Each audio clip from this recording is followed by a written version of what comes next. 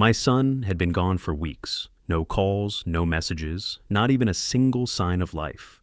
At first, I told myself he was busy, that maybe work had taken him somewhere far away. But deep down, a father always knows. Something was wrong. When I went to his house, I expected at least to hear his laughter, or the sound of my grandson running around. Instead, I was greeted by silence so heavy it pressed against my chest. And then there was her, my daughter-in-law. She opened the door with a face so pale it looked carved out of stone. "He's on a business trip," she said, her eyes darting away from mine. A business trip, that was the lie she chose. My son never left without telling me, never disappeared without a word. The way she said it, the way her voice trembled ever so slightly, I knew instantly.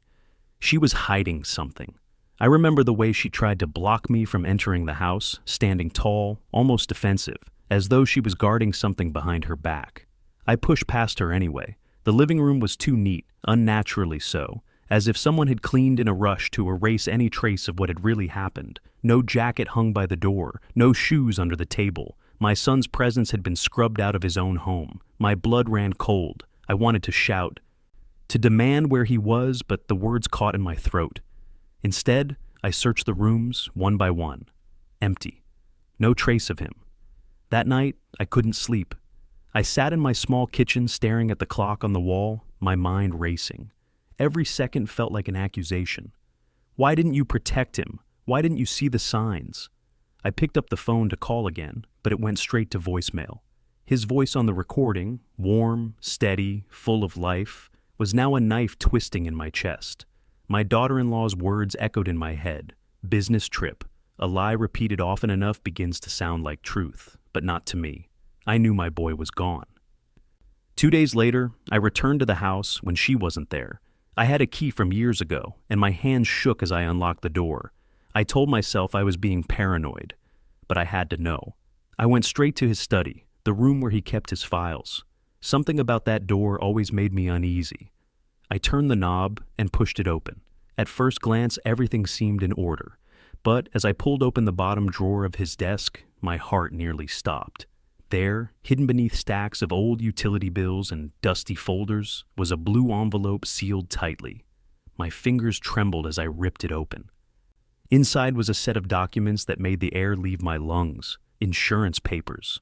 A life insurance policy worth more than I could imagine, and the sole beneficiary's name printed in black ink. My daughter-in-law. I stared at it, my vision blurring with rage and disbelief.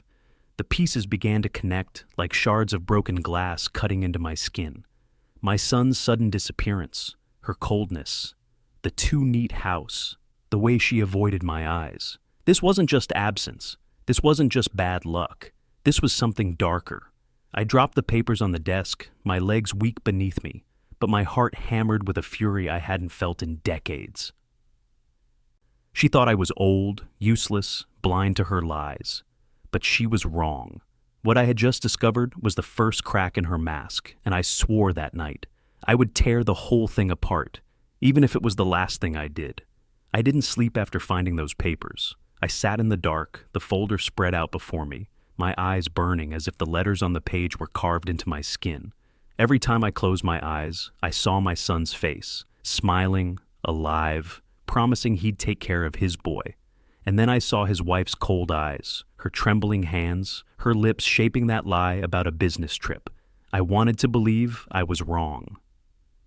I wanted to believe she was just scared, maybe overwhelmed.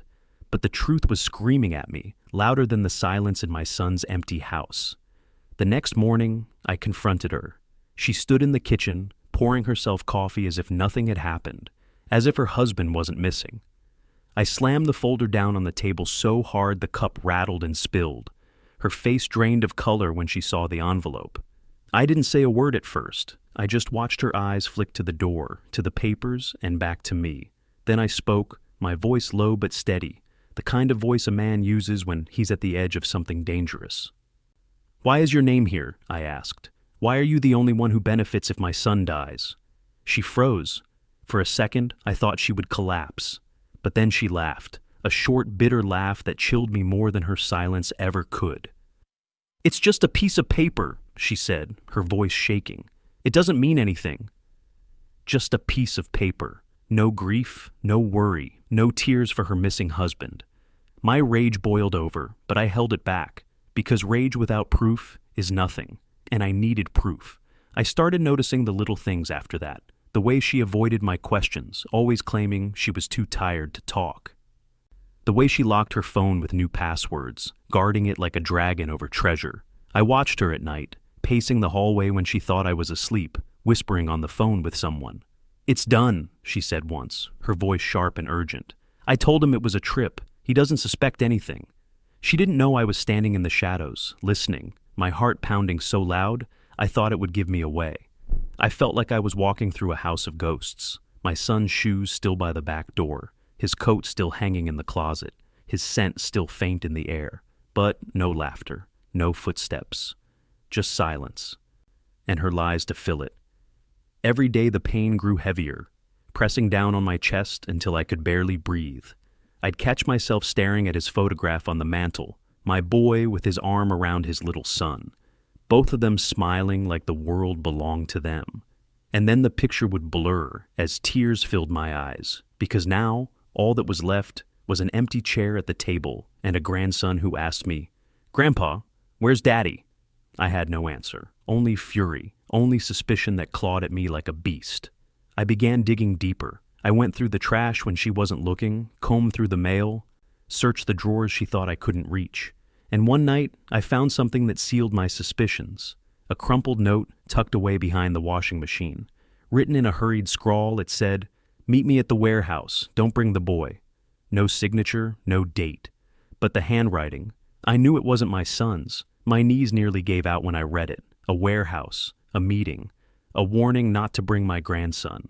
My mind raced with possibilities, each darker than the last. And all the while, she acted like nothing was wrong, like her husband hadn't vanished into thin air, like my son's life wasn't hanging over us like a storm about to break. At night, when the house grew too quiet, I lay awake thinking of revenge. The old me, the tired man who shuffled down to the corner store, who neighbors thought had nothing left but memories, was gone. In his place was something fiercer, something colder. She thought I was weak. She thought age meant helplessness. But she had no idea what kind of man I had once been, or what I still carried inside me, and I swore, on my son's memory, on the life of my grandson, I would uncover the truth, even if it destroyed me. The note about the warehouse burned a hole in my pocket for days. I carried it with me everywhere, unfolding it in secret, tracing the ink with my finger, trying to imagine who had written it, what they had planned, what had already been done. Every time I looked at it, I heard my son's voice in my head, calling for help, trapped somewhere I couldn't reach. And every time I folded it back, I felt the fury in my chest grow heavier, hotter, until it was no longer just grief. It was fire. I knew I couldn't go to the police yet. What would I tell them? That my daughter-in-law lied about a business trip? That I found a note with no names? No dates? They would pat me on the shoulder, tell me to rest, tell me I was just an old man imagining shadows. No, I couldn't risk them dismissing me. I needed something solid, something they couldn't ignore. So one night, when the city was drowned in rain, I went to that warehouse alone. It was on the outskirts, half abandoned, surrounded by rusting fences and broken windows that gaped like empty eyes. I moved slowly, my cane tapping against the wet ground, each step echoing in the silence. The air reeked of oil and mold. Inside, the shadows seemed to breathe. My heart pounded so hard I thought it would shatter my ribs, but I kept going, deeper and deeper, until I reached a locked door at the back. It was heavy, rusted, but I pressed my ear against it.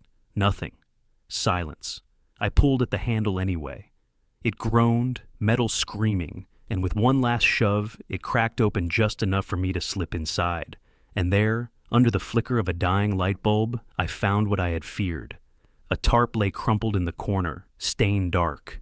My knees buckled when I saw the smear of red across the concrete floor. My trembling hand touched it. It was dry, old, but there was no mistaking what it was. Blood.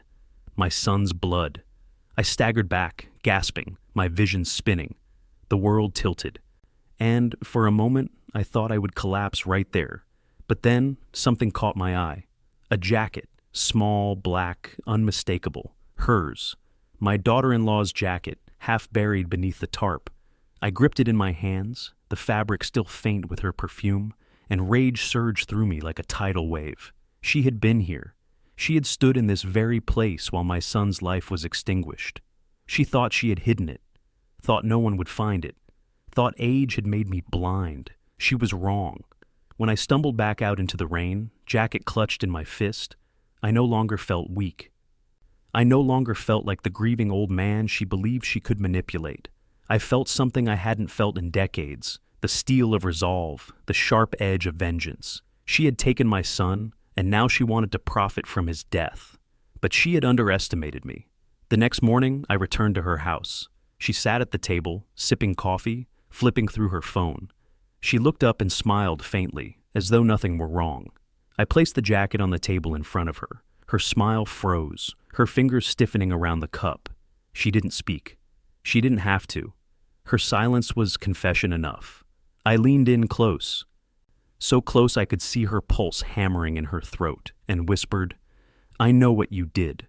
She tried to laugh it off, muttering about old clothes, about mistakes, about how I was just tired, just imagining things. But her eyes, those eyes betrayed her. They darted, panicked, trapped like a cornered animal. I had her. That night, I went to the police. This time, I didn't come with suspicion. I came with evidence. The note, the blood-stained tarp, her jacket. I placed it all on the detective's desk and told him everything. My voice shook at first, but as I spoke, it grew steadier, harder, each word carrying the weight of a father's fury. The detective sat in silence for a long time after I finished. Then he nodded. "We'll open a case," he said. "But you must prepare yourself, sir. This could lead somewhere dark." Dark?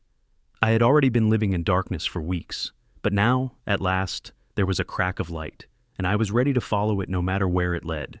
That night, for the first time since my son disappeared, I slept. Not peacefully, not fully, but with purpose. Because now it wasn't just suspicion or grief or anger. Now it was war. The day the police knocked on her door, I stood across the street, hidden beneath the shadow of an old elm tree, my cane pressed into the dirt, my breath visible in the morning chill. I watched her open the door with that same rehearsed calm. She smiled at the officers, pretended confusion, asked what this was all about. But I saw it, the flicker of panic in her eyes, the way her hands tightened on the edge of the doorframe, as if she might slam it shut and run. They asked her simple questions at first. Where was my son? When had she last seen him? Did she know anything about the warehouse? She lied with practiced ease, her voice smooth, her face still. But then the detective pulled out the evidence bag containing her jacket, stained faintly with dried blood. For the first time, her mask cracked. Her lips parted, her eyes widened, and for a second she couldn't speak. I felt something ignite in my chest, vindication, sharp and hot, though it didn't erase the ache of my loss. They brought her to the station. I was there, sitting behind the one-way glass, my fists clenched in my lap. She sat across from the detective, arms folded, her gaze cold, calculating. She denied everything, denied the jacket, denied the note, denied the blood. But denial is fragile when faced with truth. The detective leaned in, his voice low, deliberate, each word a hammer against her wall of lies. "Why is your name the sole beneficiary on his insurance policy?" Her face drained of color. She looked down, her composure slipping, and in that silence, the room filled with the weight of her guilt. Finally, she whispered, "That was before everything fell apart. He never changed it. That doesn't mean—" But her voice faltered, the words crumbling like dry leaves. I wanted to burst into that room, to slam my cane against the floor and shout the truth for the world to hear, that she had destroyed my son, that she had plotted for his death like a wolf circling prey. But I stayed in my chair, silent, steady, because I knew this wasn't just about rage, it was about justice. Over the next days, the investigation pulled threads that unraveled her story. The warehouse security cameras showed her car circling the area the night my son disappeared. Witnesses came forward, neighbors who had heard shouting, a delivery man who swore he saw her arguing with a tall man at the door. Piece by piece, her web of lies collapsed. When they brought her back for questioning, she cracked, not all at once. At first, it was small details, her story shifting, her answers contradicting. Then, like a dam bursting, the truth began to leak out. She admitted she'd been drowning in debt. She admitted she'd begged my son for money. She admitted they had fought. But when pressed about that final night, about the blood, about the disappearance, she buried her face in her hands and whispered, "I didn't mean for it to happen. Didn't mean." As if intention could cleanse the stain of betrayal. As if money could outweigh a man's life. The police took her into custody. But for me, the battle was not finished. It wasn't enough to see her in handcuffs. I wanted the world to know what she had done. To see her stripped of her lies, her dignity, her freedom. I wanted her to face judgment, not just in a cold room, but under the eyes of a court, where every word of her betrayal would be laid bare. And so, I waited. Each day felt endless, but I endured, because I knew what was coming. I knew that, in the courtroom, surrounded by strangers, with my grandson sitting beside me clutching my hand, I would finally speak, not as a broken old man, but as a father demanding justice for his son. The night before the trial, I sat alone in my kitchen, the insurance papers spread out before me once more, my son's name at the top. Her name in the beneficiary line, proof of both his love and her greed. I traced his name with trembling fingers and whispered, "Tomorrow, my boy, tomorrow she will answer for everything she has done. I swear it."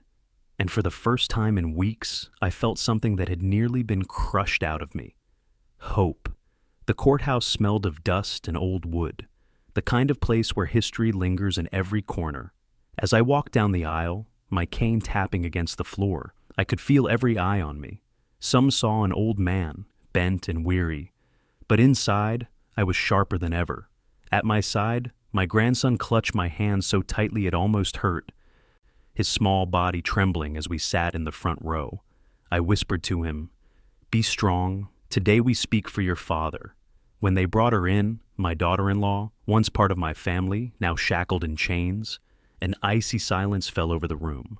Her hair was unkempt, her face pale, but her eyes still burned with defiance. For a moment, she scanned the courtroom until her gaze landed on me.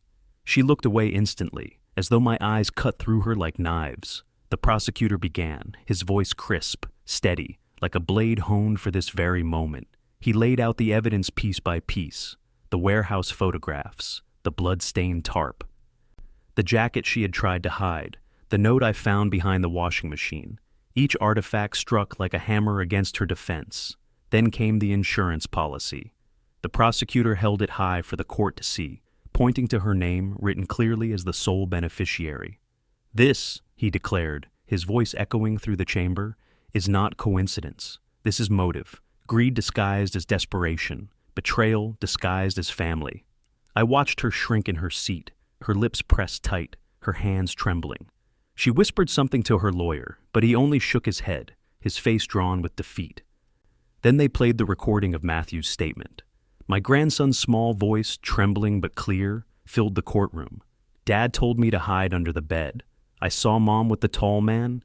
Dad fell, and there was red water everywhere." The words tore at me, even though I had heard them before. I felt Matthew bury his face into my arm, his little shoulders shaking, and I held him close, whispering, "It's all right. You're safe now. You're safe." Across the room, my daughter-in-law broke. Her composure shattered. She stood abruptly, her chair scraping loud against the floor, and shouted, "I didn't kill him. I just wanted the money." Her voice cracked, echoing off the high ceiling. Gasps rippled through the courtroom. She realized too late what she had admitted. Her lawyer tried to silence her, tugging at her sleeve, but it was over. Her own mouth had betrayed her. The prosecutor turned slowly, his expression cold as steel. "You didn't kill him? Then why did you help hide the body? Why did you lie about a business trip?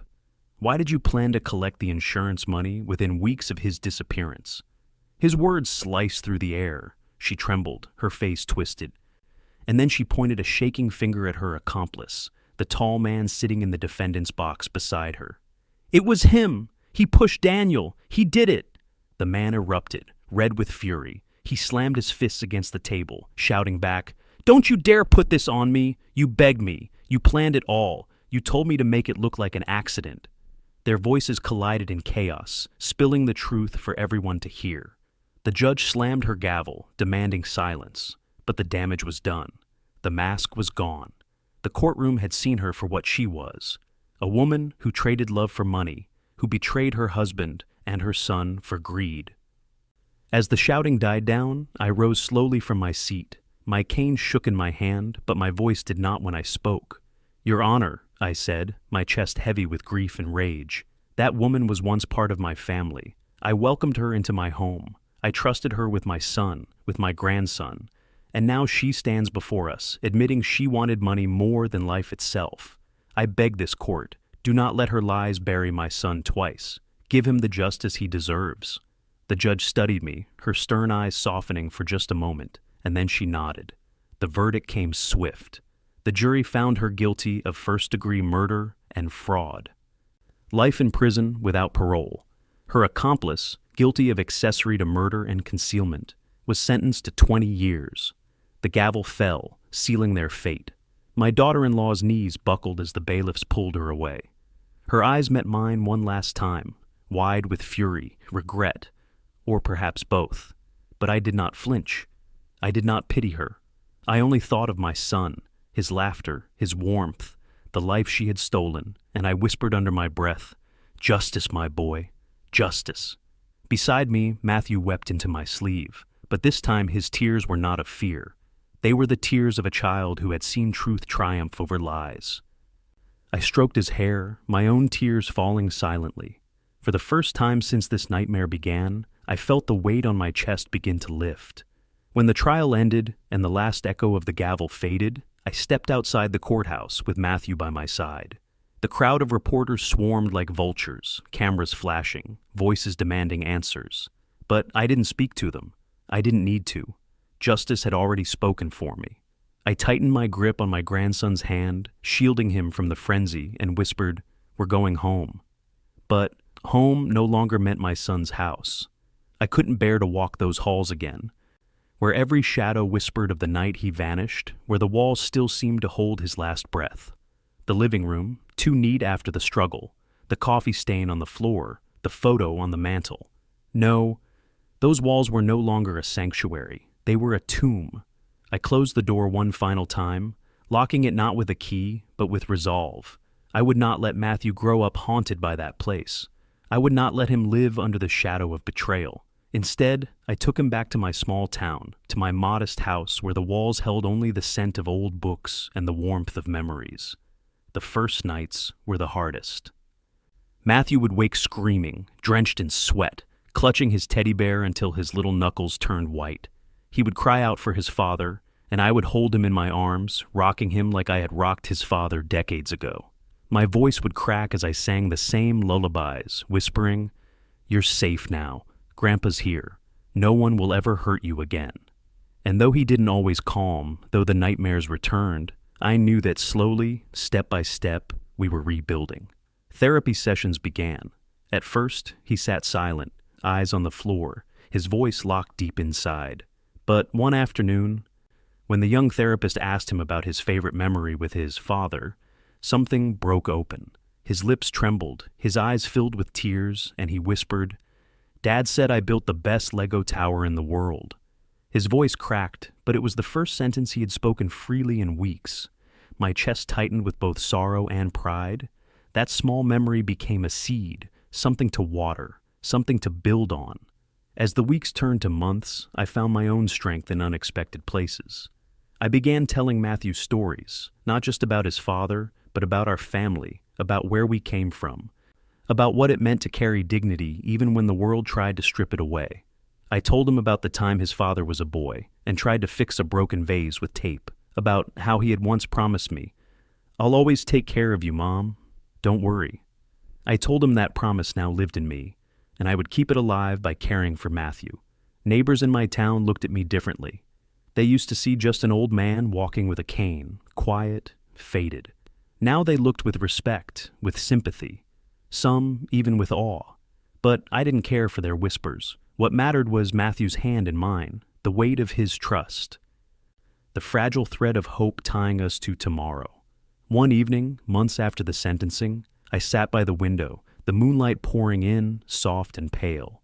Matthew was asleep on the couch, curled up with his teddy bear, his breathing steady for the first time in weeks. I looked at him and then lifted my eyes to the sky. "My son," I whispered, "they tried to erase you, but they failed. Your boy is safe. Your name is safe, and I swear on everything I have left, I will raise him with the love and dignity you gave us." Tears slid down my cheeks, but this time they weren't only tears of grief, they were tears of strength, of resolve. I had lost my son. Nothing in this world could bring him back, but I still had my grandson, and I still had the fire of justice burning in my chest. People often think age makes a man weak, but they forget. Age also makes him unbreakable. I was not just a grieving father, I was the keeper of my family's dignity. And though the pain would never leave me, I knew now how to carry it, with my head held high and my grandson's future clenched firmly in my hands. Now I sit here in the quiet of my small kitchen, my grandson asleep in the next room, the clock ticking softly on the wall. The storm has passed, but the scars remain. My son is gone, taken by the greed of someone who once sat at our table, someone we called family. Betrayal doesn't just wound, it poisons. And for weeks it nearly poisoned me too, convincing me I was powerless, too old, too broken to fight. But I learned something. Even in the autumn of a man's life, when the world thinks you have nothing left, you can still rise. You can still fight for dignity. You can still demand justice. People say revenge is bitter. Maybe it is. But justice is a fire that cleanses. Watching her stand in that courtroom, stripped of lies, her voice trembling as the truth crushed her, that didn't bring my son back. Nothing ever will. But it gave me back something else. My voice, my strength, my purpose. And it gave Matthew a chance to grow up free from the shadow of her deceit. I often wonder, if I hadn't searched that house, if I hadn't followed the trail, if I had stayed silent, what would have happened? Would she have walked free, collected the money, lived in comfort while my grandson grew up haunted? That thought chills me more than anything, because silence is its own kind of death. So I ask you, listening to my story, what would you do? If the people closest to you betrayed you, if the law hesitated, if everyone told you to let it go, would you have the strength to rise? Would you dig for the truth, even if it broke your heart? Or would you turn away, hoping someone else would fight your battle? I don't tell this story for pity. I tell it because I know there are others out there, fathers, mothers, grandparents, who are living in silence, who see the shadows but fear what they might find if they look closer. I tell it because sometimes it takes one story, one voice, to remind us that courage has no age, and that dignity is worth every scar we carry to defend it. To those listening, I leave you with this: never underestimate the quiet strength of the old. We may walk slower, our hands may tremble, but inside burns the memory of everything we've survived. Betrayal can break us, but it can also awaken us. If my story has reached you, if it's made you stop and think, then I ask for one thing: share it. Tell me in the comments where in the world you're hearing my voice from. Let me know how far this truth travels, because every time we speak against betrayal, every time we stand for dignity, we push back the darkness a little further. And if you carry nothing else from this old man's voice, carry this: family is not blood alone. Family is loyalty, honor, and the promise that we will protect each other no matter the cost. My son gave his life with that promise in his heart, and I will spend the rest of mine keeping it alive for his boy. Justice has been served, but dignity, that lives on in me, in Matthew, and maybe, if you're listening closely, in you too. When the trial ended and the doors of the courthouse closed behind us, I felt as though the weight of centuries had been lifted from my shoulders. My legs trembled, not from age this time, but from the sheer exhaustion of carrying my family's pain into that courtroom and refusing to let it be silenced. The echoes of the judge's gavel still rang in my ears. Those 3 strikes were more than sound. They were redemption, carved into history. For weeks I had lived on nothing but fragments of faith, sleepless nights, and my grandson's fragile breathing in the dark hospital room. Now, finally, the scales of justice had tilted in our favor. I looked down at Matthew, his small hand gripping mine tightly as if to make sure I was real. His eyes, so wide and empty on the night I found him under the bed, now held a faint flicker of light. That flicker was fragile, yes, but it was there. And for me, that was enough. Because I knew that if we nurtured it, if we fought for it, that flicker would one day become the flame of his dignity. Justice had punished those who betrayed us. But punishment alone does not heal. I realized that to rebuild my family, I needed to offer Matthew more than revenge. I had to give him something to live for, something stronger than fear or anger. I had to give him roots and wings, the roots of our history, the stories of his father, and the wings of a future where betrayal could not define him. That night, I took him back to my small town. We left behind the city, the flashing cameras, the whispers of neighbors, the reporters who wanted sound bites instead of truth. I wanted none of it. I wanted silence, the kind that heals, not the kind that hides secrets. When we arrived at my modest house, the old wooden porch creaked under our feet. Matthew hesitated at the door, clutching his bear, uncertain of this new chapter. I bent down, cupped his face in my hands, and whispered, "Here, no one will hurt you. Here, you will be safe." The days that followed were not easy. Trauma does not vanish with a verdict. At night, Matthew would still jolt awake, drenched in sweat, whispering "Dad" into the dark. During meals, he often pushed his plate away after a few bites, his appetite buried under memories of hunger and fear. Sometimes, when I told him stories about Daniel, his lips would tremble, torn between grief and longing. I held him through it all, rocking him like I once rocked his father. But slowly, the house began to breathe again. The laughter that had vanished like smoke returned in fragile echoes. One morning, I found Matthew in the yard, building a small tower of stones. "What are you making?" I asked. He looked up with the seriousness only children can hold. "A fortress," he said, "so no one can hurt us again." My throat tightened. That was when I realized this boy, my grandson, was already learning to turn pain into strength. I began to teach him everything Daniel once loved. I showed him how to ride a bike on the old gravel road, how to fix small things around the house, how to plant seeds in the backyard. "These will grow if we care for them," I said, my hands guiding his, just like us. He nodded silently. But that night, when I peeked into his room, I saw him watering the tiny pots all on his own. Seeds, I thought. Yes, seeds of rebirth. In the evenings, when the sun sank behind the hills and painted the sky with fire, we sat on the porch together. I would tell him about Daniel's stubbornness, his humor, his dreams. I did not spare the truth. I told him his father was not perfect, but that he was brave, that he loved fiercely, that he never gave up. I wanted Matthew to understand that dignity is not the absence of mistakes, but the presence of courage. And each time I spoke, I saw that flicker in his eyes burn a little brighter. Still, there were nights when silence returned, heavy and suffocating. Nights when Matthew curled into himself and whispered, "Grandma, what if she comes back?" And every time, I would hold him close and say, "She won't. Justice has spoken. And even if shadows try to creep back, we will face them together, because no darkness can survive where love stands guard." Weeks turned into months. The seasons shifted. Leaves fell, snow came, and with the spring, the yard burst into green again.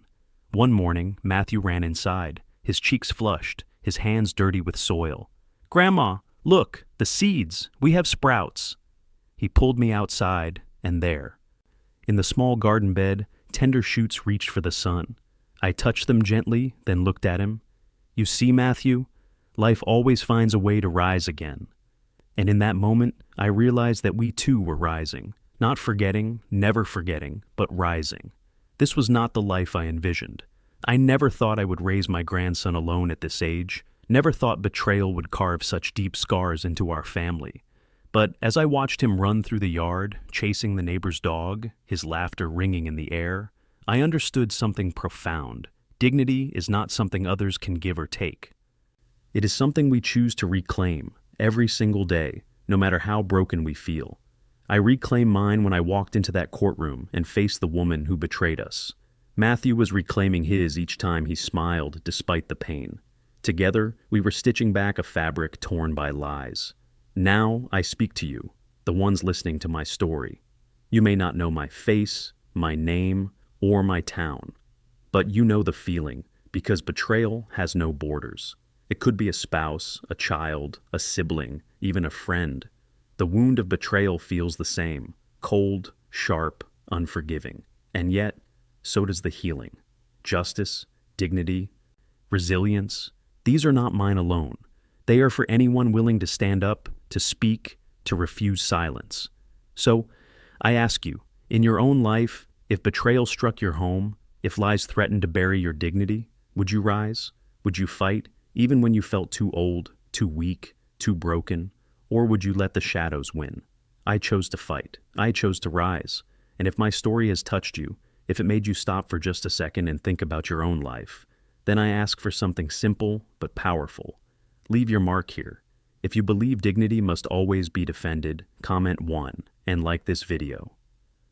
If you believe betrayal can be ignored, comment 0 and dislike it. I know where I stand. I stand with dignity. I stand with truth. And I stand with every soul who refuses to be silenced. The choice now is yours.